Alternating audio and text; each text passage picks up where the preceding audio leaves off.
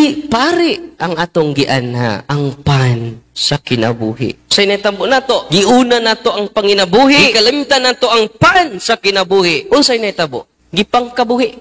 Tinoo dili, giuna nato ang butang, gikalimtan nato ang tag-iya sa butang. Unsay nahitabo? Wa na ta mahimutang. Ngano man, nalumos na ta sa mga utang. Tinoo dili, mao bitong ni prosper ning lending 5-6. Kay ang Pinoy kusog mangutang. Tungod kay giuna nato ang butang.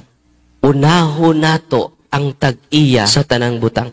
Munang unsay timaan sa tinuod nga simbahan. Ang sentro sa pagsimba sa tinuod nga simbahan, not the pulpit. Dili ni.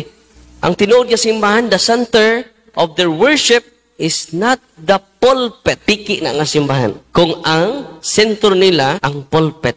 Ang sentro nila, ang ministro. Ang tinuod niya simbahan, nagasentro sa table of the Lord.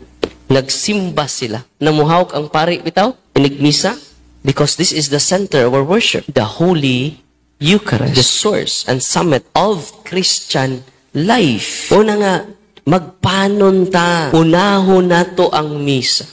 Ang uban pod kay fiesta, gamay ra kay nanimba sa fiesta, pero daghan kay nagpamisa.